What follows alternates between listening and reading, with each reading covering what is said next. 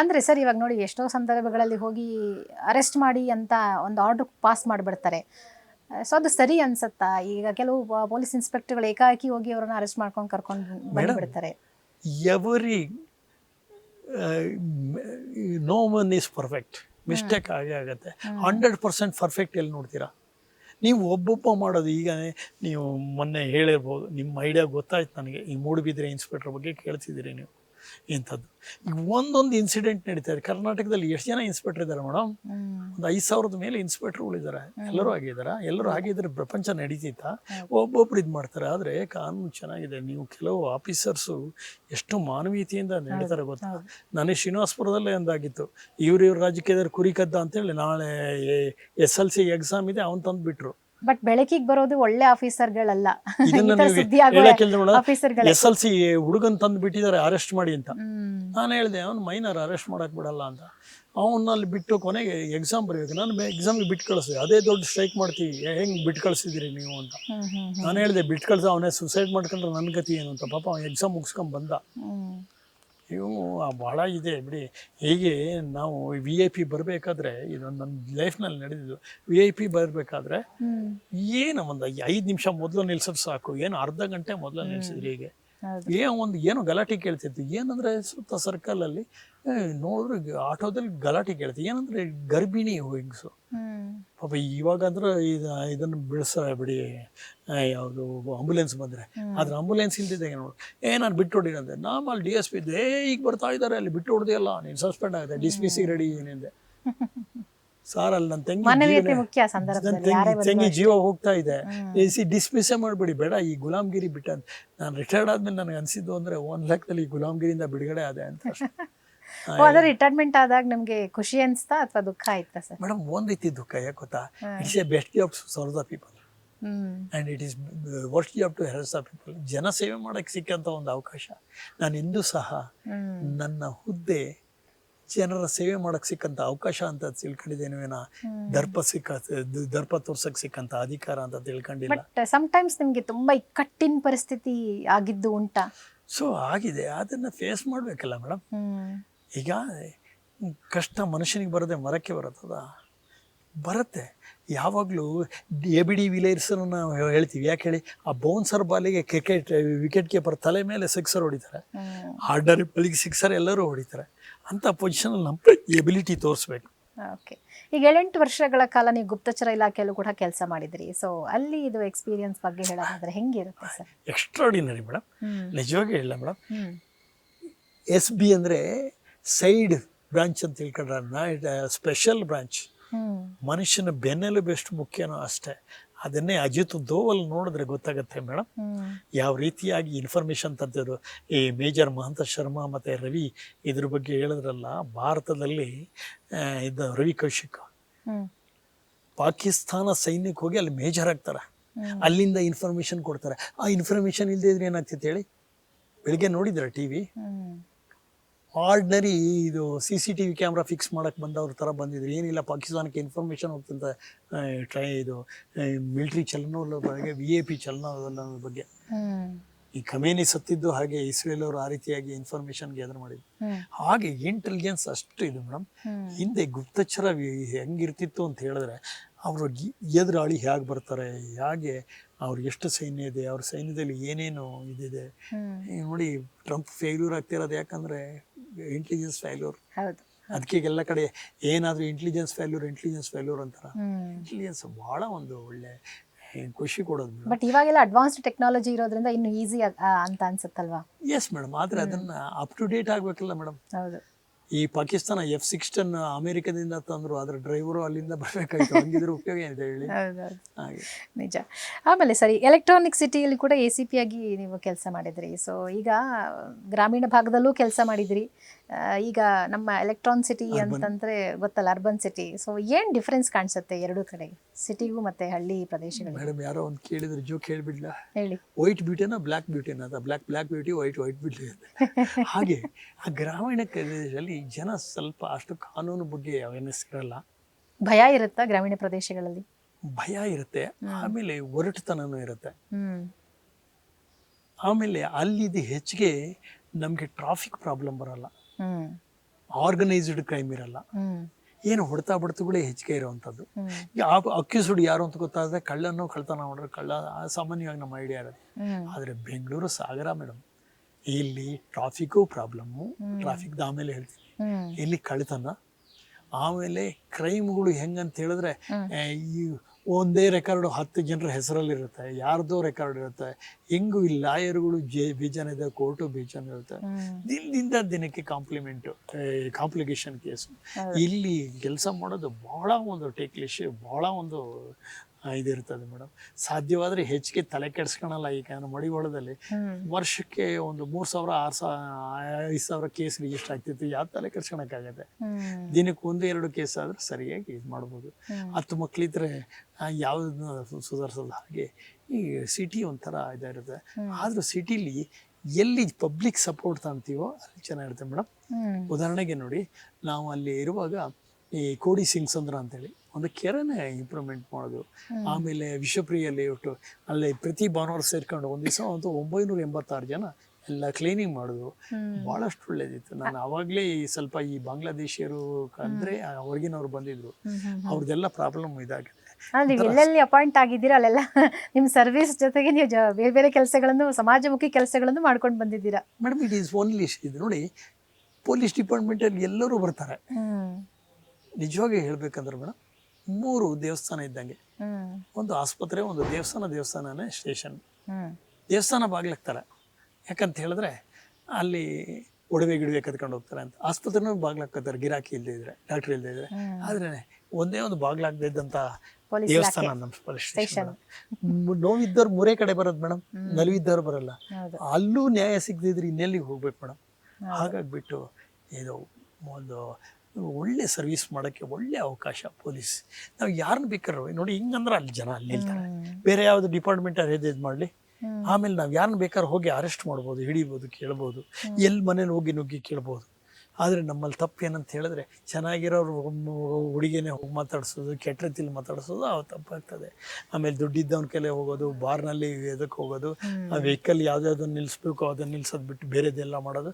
So ಇದು misuse ಮಾಡ್ಕೊಳ್ಳೋದ್ರಿಂದ ಕೆಟ್ಟದಾಗಿದೆ. ಇಲ್ಲೇ ನಿಜವಾಗ್ಲೂ ಪೊಲೀಸ್ ಅಷ್ಟು ಒಳ್ಳೆ ಕೆಲಸ ಯಾವುದೆಲ್ಲೂ ಮಾಡೋಕ್ಕಾಗಲ್ಲ ಅಂತ ನನ್ನ ಅನುಭವ ಅಷ್ಟೇ. ಇನ್ನು ಟ್ರಾಫಿಕ್ ಡಿಪಾರ್ಟ್ಮೆಂಟ್ ಅಲ್ಲೂ ಕೆಲಸ ಮಾಡಿರೋ ಟ್ರಾಫಿಕ್ ACP ಆಗಿದ್ರೆ, ಕಾನೂನು ಸುವ್ಯವಸ್ಥೆಗೂ ಮತ್ತೆ ಸಂಚಾರ ವ್ಯವಸ್ಥೆಗೂ ಏನು ಡಿಫ್ರೆನ್ಸ್ ಅನ್ಸುತ್ತೆ? ಮೇಡಮ್, ಈಗ ಬೆಂಗಳೂರಿನಲ್ಲಿ ಅಂದ್ರೆ ಕಾನೂನು ಸುವ್ಯವಸ್ಥೆ ಸ್ವಲ್ಪ ಲೇಟ್ ಆದ್ರೂ ನಡೀತದೆ, ಆದ್ರೆ ಟ್ರಾಫಿಕ್ ಲೇಟ್ ಆದ್ರೂ ನಡೆಯಲ್ಲ. 1 ಸೆಕೆಂಡ್ ಹೆಚ್ಚು ಕಮ್ಮಿ ಆದ್ರೆ ಜನ ಜೀವನ ಸ್ತಬ್ಧ ಆಗ್ತಾ ಇದೆ.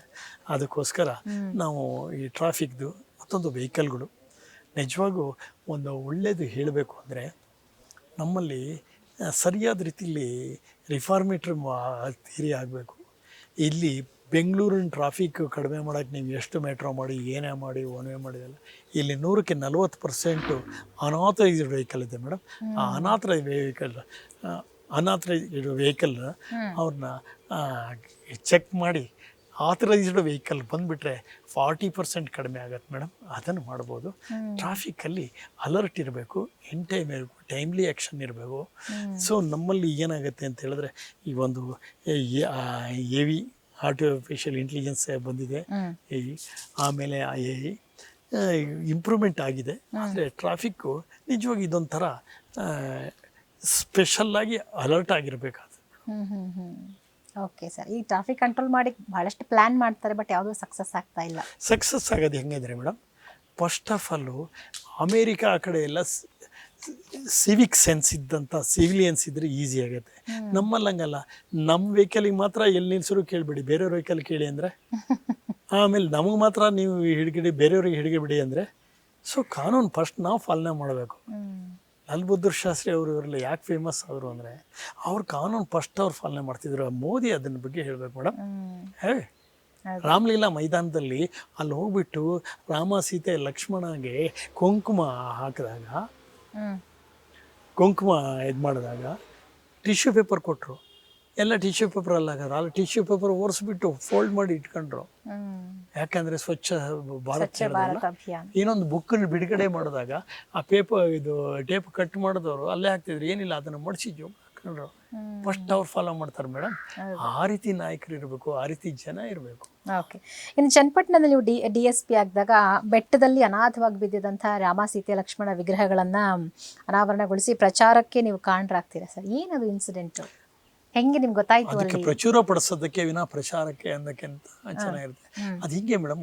ಪಾಪ ಅಲ್ಲಿ ಕುವೆಂಪು ಅಲ್ಲಿ ಕಾಲೇಜ್ ಇದೆ, ಇವರು ಹೋಗಿ ಮಹಾಬಲಿಪುರದಿಂದ ಒಂದು 13 ಅಡಿ ಎತ್ತರದ ಕಲ್ಲು ತಂದುಬಿಟ್ಟು ಶಿಲೆ, ಅಲ್ಲಿ ರಾಮ ಸೀತೆ ಲಕ್ಷ್ಮಣ ಹನುಮಂತ ಇದಿರು ಮೇಡಮ್. ಅದು ಭಾಳ ಚೆನ್ನಾಗಿತ್ತು. ರಾಮ ಸೀತೆ ಅದನ್ನೆಲ್ಲ ಭಿನ್ನ ಮಾಡಿದ್ರು. ಸೊ ನಾಳೆ ಏನಾದ್ರು ಭಿನ್ನ ಮಾಡಿ ಪ್ರಾಬ್ಲಮ್ ಆದರೆ ಹಿಂದೂ ಮುಸ್ಲಿಂ ಗಲಾಟೆ ಆಗ್ತಿತ್ತು. ನನಗೆ ಯಾರೋ ಹೇಳಿದ್ರು. ಆಮೇಲೆ ನಂದು ಅಲ್ಲಿ ಒಂದು ಇದು KN ರಮೇಶ ಚಾರಿಟಬಲ್ ಟ್ರಸ್ಟ್ ಅಂತಾನೆ ಮಾಡಿದ್ರು, 2 ಗೋಶಾಲೆ ಮಾಡಿದ್ರು, ಸುಮಾರಷ್ಟು ಕೆಲಸ ಮಾಡಿದ್ರು.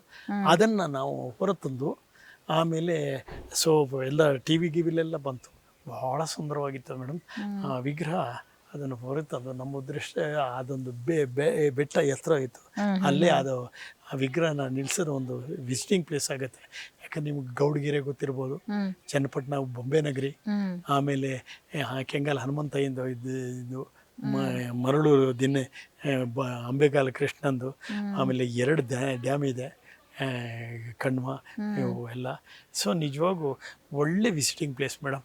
ಅದನ್ನು ಟೂರಿಸಮ್ ಮಾಡೋದಕ್ಕೆ ಬೆಸ್ಟ್ ಐಡಿಯಾ ಚನ್ನಪಟ್ಟಣದಲ್ಲಿ. ಹೌದು. ಅದನ್ನೇ ಆ ಗೊಂಬೆ ಹೊರಗೆ ತಂದು ಪಾಪ ಡಾಕ್ಟರ್ ಮಹೇಶ್ ನಮ್ಮ ಜೊತೆಗೆ ಒಳ್ಳೆ ಸಹಕಾರ ಕೊಟ್ಟರು, ಒಳ್ಳೆ ಪ್ರಚಾರ ಬಂತು. ಓಕೆ. ಈಗ ನೋಡಿ, ಪೊಲೀಸ್ನವರಿಗೆ ಕಾನೂನು ಸುವ್ಯವಸ್ಥೆ ಕಾಪಾಡಿದ್ರೆ ಸಾಕಪ್ಪ, ಇನ್ಯಾವ ಕೆಲಸ ಬೇಡ ನಮಗೆ ಅಂಥೇಳಿ ಅನ್ಕೊಂತ ಇರ್ತಾರೆ. ಅದೇ ಒಂದು ದೊಡ್ಡ ತಲೆಬಿಸಿ. ಅದರ ನಡುವೆ ನೀವು ಗೋಶಾಲೆ ಮಾಡ್ತೀರಾ, ಜೊತೆಗೆ ಕೆರೆ ಕಟ್ಟೆಗಳನ್ನು ಅಭಿವೃದ್ಧಿ ಮಾಡೋ ಕೆಲಸನೂ ಮಾಡಿದ್ದೀರಾ. ಇದೆಲ್ಲ ಹೆಂಗೆ ಸಾಧ್ಯ ಆಯಿತು ಸರ್? ಮೇಡಮ್ ಯಾವಾಗಲೂ ಅಂದರೆ ಹೇಳೋದು, ಎಲ್ಲಿಯೂ ನಿಲ್ಲದಿರು, ಕೊನೆಯನೆಂದು ಬಿಟ್ಟದಿರು, ಮನೆಯನೆಂದು ಕಟ್ಟದಿರು, ಆಗು ನೀ ಅನಿಕೇತನ ಓ ನನ್ನ ಚೇತನ. ಜನಕ್ಕೆ ನಮ್ಮ ಬಗ್ಗೆ ಯಾವಾಗ ಖುಷಿ ಆಗುತ್ತೆ ಅಂದರೆ, ಮೊನ್ನೆ ಒಂದು ನೋಡಿರ್ಬೋದು TVಲಿ.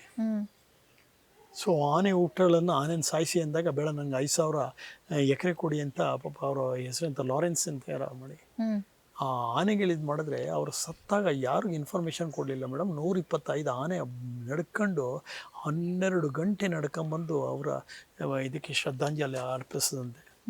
ಪ್ರತಿ ಅವರ ಇದಕ್ಕೆ ಶ್ರದ್ಧಾಂಜಲಿ ಅರ್ಪಿಸಕ್ಕೆ ಬರ್ತಾವಂತೆ. ನಮ್ಗೆ ಯಾರು ಕೆಟ್ಟವರು ಅನ್ನೋದು ಅವ್ರನ್ನಲ್ಲಿ ಹೋಗಿ ಅವರಲ್ಲಿ ಇನ್ವಾಲ್ವ್ ಆಗಿ ಅವ್ರಿಗೆ ಹೆಲ್ಪ್ ಮಾಡಿದ್ರೆ ನಮ್ಮ ಪರವಾಗಿ ಬರ್ತಾರೆ. ಹಾಗಾಗಿ ನಾವು ಈ ಗೋಶಾಲೆ ಇರ್ಬೋದು, ಈ ಗೋಶಾಲೆ ಮಾಡಿದಾಗ ನಾವು ದನ ಹಿಡಿತಿದ್ವಿ, ಸುಮಾರು ಹಿಡಿದು ಎಲ್ಲಿ ಕಳಿಸೋದು ಪ್ರಾಬ್ಲಮ್ ಆಯಿತು. ಅದಕ್ಕೆ ಆ ಗೋಶಾಲೆ ಮಾಡಿದ್ರೆ ಪಾಪ ಆ ಮೂಕ ಪ್ರಾಣಿಗಳೊಂದು ಆಸೆ ಆಗುತ್ತೆ ಅಂತ ಆ ಕುನೀರಿನ ಕಟ್ಟೆ ಅಂತ ಹೇಳಿ, ಆ ಕಟ್ಟೆ ಎಷ್ಟು ಗಲೀಜಾಗಿತ್ತು ಅಂತ ಹೇಳಿದ್ರೆ ಅಲ್ಲಿ ಹೋಗಿ ಏನು ಎಷ್ಟು ಕೆಲಸ ಮಾಡೋರು ಗೊತ್ತಾಗಿಲ್ಲ. ಈ ಮೈಸೂರಿನಲ್ಲಿ ಒಂದು ಹುಡುಗಿ ರೇಪ್ ಮಾಡೋ ಸಾಯಿಸಿದಾಗ ಎಷ್ಟು ಪ್ರಾಬ್ಲಮ್ ಆಯಿತು. ಅಂಥದ್ದು ಆಗ್ಬಾರ್ದು ಅಂತ ಕ್ಲೀನ್ ಮಾಡ್ತೀವಿ. Prevention is better than cure. ಆಮೇಲೆ ಹುಡುಗರಿಗೆ ನೀವು ಇದು ಕೇಳಲಿಲ್ಲ, SLC ಮತ್ತು PUC ಹುಡುಗರಿಗೆ ಅವ್ರಿಗೊಂದು ಕೋಚಿಂಗ್ ಕ್ಲಾಸ್ ಮಾಡಿ, English, maths, science coaching class ಮಾಡಿ ಕೊರೋನಾ ಟೈಮ್ನಲ್ಲೂ ನಾವು ಮಾಡಿಸೋದು. ಆಮೇಲೆ ಮೇಡಮ್ ಒಳ್ಳೆ ಪರ್ಸೆಂಟೇಜ್ ಬಂತು. 39 ಸ್ಕೂಲ್ ಕನಕಪುರ ಚನ್ನಪಟ್ಟಣದಲ್ಲಿ 100% ಬಂತು. ಇದರಲ್ಲಿ 297 ಹುಡುಗರು ಮೋರ್ ದೆನ್ 95 ತೆಗೆದು ಅವರಿಗೊಂದು ಪ್ರಶಸ್ತಿನ ಕೊಟ್ಟು, ಆ ಹುಡುಗರಿಗೆ 2 ಫಂಕ್ಷನ್ನ ಮಾಡಿ, ಸರಸ್ವತಿ ಪೂಜೆ ಮಾಡಿ, ಅದೊಂದು ಟ್ರೋಫಿ ಕೊಟ್ಟು. ಹೆಂಗಂದರೆ ಅಂಬೆಗಾಲ್ ಕೃಷ್ಣ, ಆ ಕೃಷ್ಣನ ಇದರಲ್ಲಿ ಇದು ಬೆಣ್ಣೆ ಬದಲು ಅವ್ರ ಕೈಗೆ ಒಂದು ನವಿಲ್ಗರಿಯನ್ನು ಕೊಟ್ಟು, ಆ ನವಿಲ್ಗರಿ ಕಣ್ಣೊಳಗೆ ಆ ಹುಡುಗರು ಫೋಟೋ ಬರೋಂಗೆ ಮಾಡಿ ಅವ್ರ ಹೆಸರು, ಅವ್ರ ಪರ್ಸೆಂಟೇಜ್. ಯಾಕಂದರೆ ಶೀಲ್ಡ್ ನೀವೆಲ್ಲೂ ತಗೊಳ್ಬೋದು, ಅದನ್ನು ತಗೊಳಕ್ಕೆಲ್ಲ ಅದು ಯುನಿಕ್. ಅದಕ್ಕೆ ಬೊಂಬೆ ನಗರಿಗೆ ಹೆಮ್ಮೆಯ ಗರಿಗಳು ಅಂತ ಆ ಸ್ಕೂಲ್ಗಳಿಗೆ ಬೊಂಬೆ ನಗರಿಗೆ ಗರಿ ಮೂಡಿಸೋರು ಅಂತ. ನಮ್ಮ ಕನಕಪುರದಲ್ಲೂ ಅಷ್ಟು 39 ಸ್ಕೂಲ್ಗಳು 100%. ಅಲ್ಲಿ 174 ಹುಡುಗರು, 84 ಹುಡುಗರು ಬಂದಿದ್ದರು, ಎಬೋ 95% ಮೇಡಮ್. ಅವರೆಲ್ಲರಿಗೂ ನಾವು ಪ್ರಶಸ್ತಿ ಕೊಟ್ಟು, ಅಲ್ಲಿ ನಮ್ಮದು ಮೇಕೆದಾಟು ಅಲ್ಲ, ಅದಿಟ್ಬಿಟ್ಟು ಕನಕಪುರಕ್ಕೆ ಕಳಸ ಪ್ರೇಯರ್ ಅಂತ ಆ ಮೇಕೆದಾಟು ಇದರೊಳಗೆ ಕಳಸ ಇಟ್ಟು, ಆ ಕಳಸದೊಳಗೆ ಅವ್ರ ಫೋಟೋ. ಅದಕ್ಕೆ ಕಳಸ ಪ್ರೇಯರ್ ಅಂತವ್ರಿಗೆ, ಕಳಸವಿಟ್ಟವರು ಅಂತ ಟೀಚರ್ಸಿಗೆ ಎಲ್ಲ ಮಾಡಿದ್ರಿಂದ ಜನ ನಮ್ಮ ಹತ್ರ ಬರ್ತಾರೆ ಮೇಡಮ್. ಯಾವಾಗಲೂ ನಾವು ಬರೀ ದಂಡಂ ದಶಗುಣಂ ಭವೇತ ಅನ್ನೋಕ್ಕೆ ಹೌದು, ಆದರೆ ಜನರ ಜೊತೆಗಿದ್ದರೆ ನಾವು ಅವರಿಗಾಗಿ ಹೆಲ್ಪ್ ಮಾಡ್ತೀವಿ ಅಂದರೆ, ನೀವು ಪಿಸ್ತೂಲು ಬೇಡ, ಯೂನಿಫಾರ್ಮು ಬೇಡ, ಲಾಟಿನೂ ಬೇಡ. ಇಲ್ಲ, ನಾನು ಎಲ್ಲಿ ಡ್ಯೂಟಿ ಮಾಡಿದ್ದೆ ಮೇಡಮ್, ಈಗ ಹೋದರೆ ನನ್ನ ಹೆಸರು ಮೇಲೆ ನನ್ನನ್ನು ಗುರುತಿಸ್ತಾರೆ. ರಮೇಶ್ ಒಂದು ಚಾಪ್ ಒತ್ತಿ ಬಂದಿದ್ದೀರಾ ಎಲ್ಲ ಕಡೆ ನೀವು. ಓದ್ಲು ಬರಲೇಬೇಕು ನರಸಿಂಹಾವಲೋಕ. ಇನ್ನು ಕೋವಿಡ್ ಟೈಮಲ್ಲಿ ಬಹಳ ಚಾಲೆಂಜಿಂಗ್ ಅನ್ಸುತ್ತೆ ಸರ್. ಕೋವಿಡ್ ಟೈಮಲ್ಲಿ ನಿಮ್ಮ ಸರ್ವಿಸ್ ಹೆಂಗಿತ್ತು ಸರ್? ಮೇಡಮ್ ಅದನ್ನು ಹೇಳಕ್ಕೆ ಬರೋದಿಲ್ಲ. ನಾನು ಇಲ್ಲಿ ಟ್ರಾಫಿಕ್ ಸೌತಿದ್ದೆ. ನಾನು ಕೊರೋನಾ ಸುಳ್ಳು ಅಂತ ಹೇಳಿದೆ ನಾನು. ಹ್ಮ್ ಸೊ ಅವಾಗ 3 ಲಕ್ಷ ಮಾಸ್ಕ್ ಕೊಟ್ಟು 1.5 ಲಕ್ಷ ಊಟ ಕೊಟ್ಟು ನಮ್ಮ ಸಾಯಿಬಾಬಾ ಟೆಂಪಲ್ ಹರಿಕೆರೆ ಅವರ ಸಪೋರ್ಟ್ ಮೇಲೆ. ಸೊ ಆಮೇಲೆ 2,500 ಲೀಟ್ರು ನೀರು ಕೊಟ್ಟು, ಇದು ಸ್ಯಾನಿಟೈಸರು, 25,000 ಕಿಟ್ ಕೊಟ್ಟು ಮೇಡಮ್. ಅಂದರೆ ಎಲ್ಲ ಕಲೆಕ್ಟ್ ಮಾಡಿ ನಾವು. ಅಂದ್ರೆ ನೀವೇ ವಿಡಿಯೋಗಳನ್ನ ಮಾಡ್ತಾ ಇದ್ರಿ, ಸಂದರ್ಭಗಳಲ್ಲಿ ಜನರಿಗೆ ಅವೇರ್ನೆಸ್ ಕೊಡ್ತಾ ಇದ್ರಿ. ಈಗ ಕೋವಿಡ್ ಆಲ್ರೆಡಿ ಬಂದಿರೋರಿಗೆ ಯಾವ ರೀತಿ ನೀವು ಹುಷಾರಾಗಬೇಕು ಅಂತ ಅದೇ ಯೋಗಗಳನ್ನ ನಾನು ಹೇಳ್ಕೊಡ್ತಾ ಚನ್ನಪಟ್ಟಣ ಇದ್ರಿ. ಹೋದಾಗ ನನಗೆ ಕೋವಿಡ್ ನನಗೆ ಅಟ್ಯಾಕ್ ಆಯಿತು. ಒಂದೇ ದಿವಸಕ್ಕೆ ನೆಗೆಟಿವ್ ತಂದೆ ಪಾಸಿಟಿವ್ನ. ಯಾಕಂದರೆ ನಮ್ಮನೆಯವ್ರು ಕಷಾಯ ಚೆನ್ನಾಗಿ ಮಾಡ್ತಾರೆ ಅಂತಲ್ಲ, ಅದನ್ನು 13 ಸರಿ ಕೊಟ್ಟು ಉಸಿರು 33 ಸರಿ ತಾಂಡೋಗಿ ಹೊಡ್ಬಿಟ್ಟು ಒಂದೇ ದಿವಸಕ್ಕೆ ನೆಗೆಟಿವ್ ತಂದೆ. ಆಮೇಲೆ ನಾನು ಅದು ಕೊಟ್ಟೆ, ACP ರಮೇಶ್ ಫ್ಯಾನ್ಸ್ ಕ್ಲಬ್ ಅಂತ. ಹೌದು ಹೌದು ಸೊ ಏನಂದರೆ ಕೊರೋನಾ ನಮ್ಮನ್ನು ಸಾಯಿಸುವುದಿಲ್ಲ, ಕೊರೋನಾ ಹೆದರಿಕೆ ನಮ್ಮನ್ನು ಸಾಯಿಸುತ್ತೆ. ಹೌದು. ಆಮೇಲೆ ತಪ್ಪು ತಿಳ್ಕೊಂಬಿಡಿ, ಟಿವಿ ಮುಂದೆ ಕೂತ್ರು ಬದುಕದೇ ಇಲ್ಲ ಅನ್ಸುತ್ತೆ. ಆ ಟೈಮಲ್ಲಿ ಆ ವೈಬ್ಸ್ ಹಂಗೆ ಇತ್ತು, ಟಿವಿ ಹಾಕಿದ್ರೆ ಭಯ ಅನ್ನುವಂತ ಪರಿಸ್ಥಿತಿ ಇತ್ತು. ಹೊರಗೋಗಿ ನೋಡಿದ್ರೆ ಕೊರೋನಾ ಇಲ್ಲ ಅನ್ಸುತ್ತೆ ಅಂತ. ಆಮೇಲೆ ಮೈಕೇನಲ್ಲಿ ಅನೌನ್ಸ್ ಮಾಡ್ಕೊಂಡು ಹೋಗ್ತಿದ್ದೆ ನಾನೇ ಫಸ್ಟ್. ನೋಡಪ್ಪ ಎಲ್ಲ ನನಗೆ ಅರ್ಥ ಆಗಲ್ಲ ಮೇಡಮ್, ಹೆಲ್ಮೆಟ್ಟು ಎಲ್ಲ ಕೈಲಿ ಹಿಡ್ಕೊಂಡು ಹೋಗೋದು. ನಾನು ಹೇಳೋದು ಹೆಲ್ಮೆಟ್ಟು ಅಂಡರ್ವೇರ್ ಇರೋದೆಲ್ಲ ಹಾಕೊಳ್ಳೋದಕ್ಕೆ, ಕೈಲಿ ಹಿಡ್ಕೊಳ್ಳೋದಕ್ಕೆ ಅಂತ ಗೊತ್ತಿಲ್ಲಪ್ಪ ಅಂತ. ಹಾಸ್ಯಮಯ, ಯಾಕಂದ್ರೆ ಶೃಂಗೇರಿ ನಾನು ಕೆಟ್ಟ ಮಾತು ಯಾಕೆ ಹೇಳಿ. ಆಮೇಲೆ ಹೊರಗೆ ಬಂದು ನೀವು ಕರೀನಾ ಬರಲ್ಲಪ್ಪ, ಕೊರೋನಾ ಬರುತ್ತೆ ಅದಕ್ಕೆ ಬರಬೇಡಿ ಅಂತ. ಆಮೇಲೆ ಜೈನ್ ಸಮುದಾಯ ಮತ್ತು ಅಗರ್ವಾಲ್ ಸಮುದಾಯ ಎಲ್ಲ ಜನ ಒಳ್ಳೆ ಸಪೋರ್ಟ್ ಮಾಡೋದು ನೋಡ. ಆ ಕೊರೋನಾದತ್ತು ನಿಜವಾಗೂ ನಮ್ಮ ಲೈಫ್ನಲ್ಲಿ ಒಳ್ಳೆ ಸರ್ವ್ ಮಾಡೋಕೆ ಒಳ್ಳೆ ಸಿಕ್ಕಂಥ ಅವಕಾಶ. ನಾವು ಅನೇಕರಿಗೆ ಸನ್ಮಾನ ಮಾಡ್ತೀವಿ, ಅನೇಕ ಕಡೆ ಕರೆಗಿದ್ರು. ನನ್ನ ಕೆಲಸ ನಾನು ಮಾಡಿದ್ದೀನಿ ಅಂತ ಹೋಗಲಿಲ್ಲ. ಈಗಲೂ ಮೋಸ್ಟ್ಲಿ ಸನ್ಮಾನ ಮಾಡಬೇಕು ಅಂತಿದ್ದಾರೆ. ಇರಲಿ ಬಿಡಿ, ಅವ್ರದ್ದು ಆಸೆ ಇದೊಂದಲ್ಲ. ಆದರೆ ಕೊರೋನಾ ಟೈಮಲ್ಲಿ ನಾವೆಲ್ಲೂ ಪ್ರಚಾರ ಕೊಡಲಿಲ್ಲ ಮೇಡಮ್, ಒಳ್ಳೆ ಕೆಲಸ ಮಾಡಿದ್ವು. ನಿಜವಾಗಿ ಮನೆ ಹುಡುಕಿ ಕಿಟ್ ತಂಡ ಕೊಟ್ಟು